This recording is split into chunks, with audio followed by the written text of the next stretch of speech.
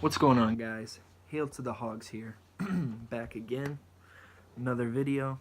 This one I'm really excited about for a couple reasons. One, I don't have to edit and upload it immediately like I've been having to do with a couple videos due to the speed of which news is coming out at this time of year. And it's just been wild. Moves every hour, multiple moves every hour. Hard to be able to stay on top of it. But this is a topic that kind of can wait a little bit. I mean, it's regarding the draft. Draft's not until the 26th of April, so we got about a month. And yeah, so this is 10 prospects that Washington has to draft in the first round, at least one of them. So this is basically my 2018 Redskins draft board. I'm going to go from 10 to 1 just based off of my desire for the Redskins to draft this player. So I guess you guys get what I mean. Like, as I go up, my interest in the Redskins drafting that player will go up. So 1 will be who I want them to draft the most. All right. So, like I said, this is 10.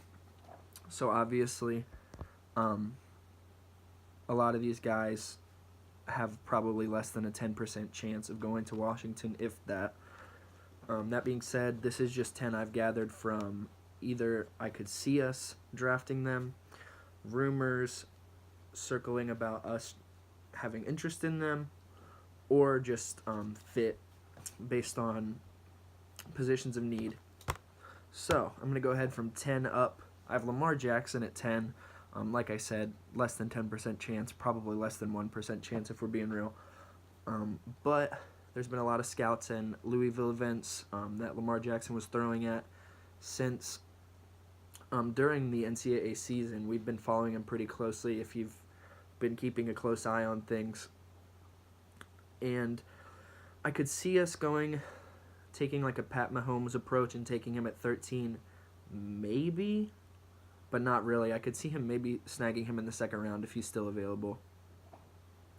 I'm not going to go into too much on him just because, like I said, it's just kind of not going to happen, honestly. At 9, same deal, Baker Mayfield. Got mocked to us a lot before the Alex Smith trade. Thought it would be a perfect fit, was really excited about it. I have a lot of belief in the potential of Baker Mayfield. That being said, won't happen. He'll go top 5 probably with someone trading up. A lot of movement going on around the league in regards to teams trying to get into that top 5 for a quarterback. All right, on to number 8. I have Darius Geis out of LSU. Someone I don't think needs to be drafted either in the first round or definitely not in the top 15, but I could see us going after him, similar to a Todd Gurley type of deal where he was taken very early, much earlier than expected. The talent's there. He's a great player.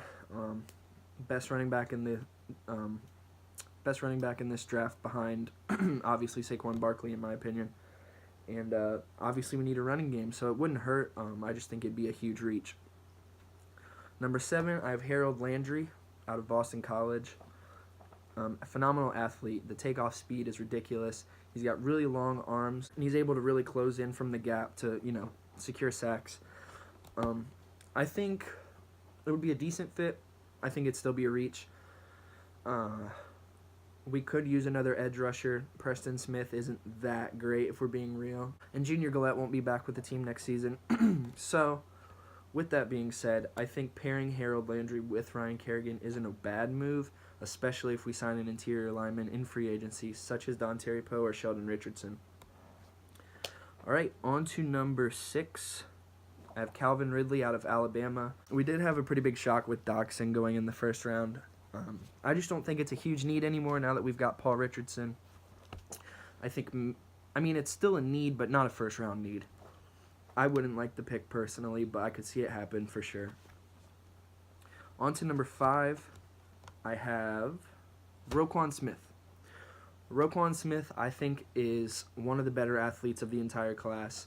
He's fast, he's physical, the need at linebacker is bigger than a lot of people are trying to account for, especially if Zach Brown does not choose to re-sign with Washington, which it's kind of looking like that's going to be the move. That being said, we are going after Preston Brown from Buffalo, so kind of weird there, but I love Zach Brown as a Redskin, had a great season, but I definitely could see us taking Roquan Smith if he's still on the board at 13, and I'd be very happy with it, absolutely. On to number 4, I have Derwin James. I don't know how I would feel about this pick. Derwin James is a guy who can move all around the secondary, which is something we really need. A lot of people thought we would have something like that when we drafted Sua Cravens. We all saw how that worked out.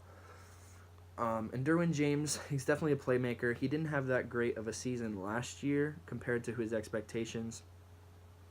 But if he's there at 13, I wouldn't mind the pick. We haven't had a dominant safety in almost a decade, if we're being real.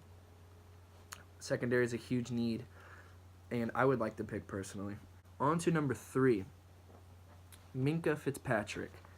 I don't think he'll fall to 13.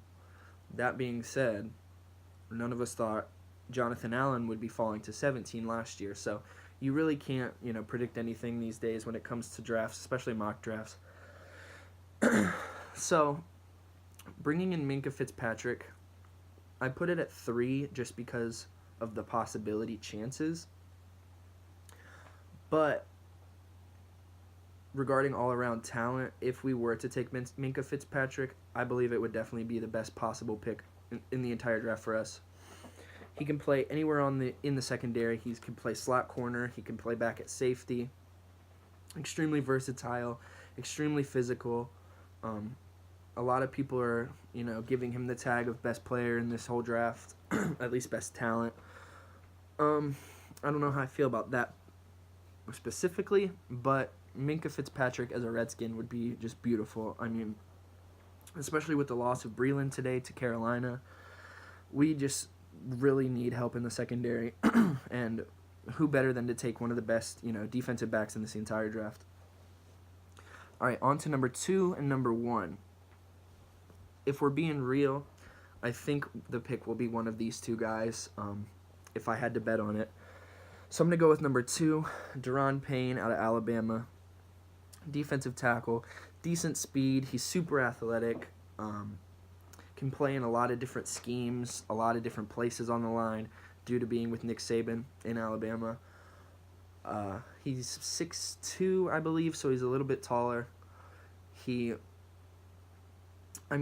No one can deny that having another good interior lineman on this team wouldn't make our defense the strength of the team, if it's not already, honestly.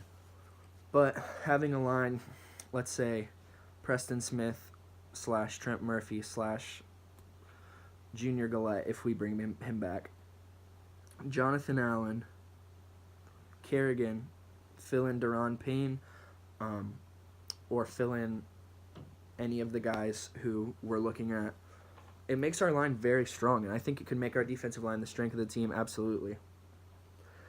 With that, my number 1 pick is Vita Vea out of Washington. Just a freak, 6'4", 347. Got the Danny Shelton kind of look, just like huge, just kind of bulky guy. Watching highlights, his block shedding is ridiculous. He can nab, running backs with one arm while still being blocked, and kill the play right there at the line of scrimmage. Somebody who's not going to necessarily be a highlight reel type of player, but makes the whole team better, honestly. So if I had to pick, if I was the Redskins and I was picking at 13, I would choose Vita Vea. If, let's say, a Minkah Fitzpatrick or a Roquan Smith isn't on the board. So that's pretty much it. Thank you guys for watching, as always. Like, subscribe, comment below what you think needs to happen this offseason and this draft as far as the Redskins go. Yeah.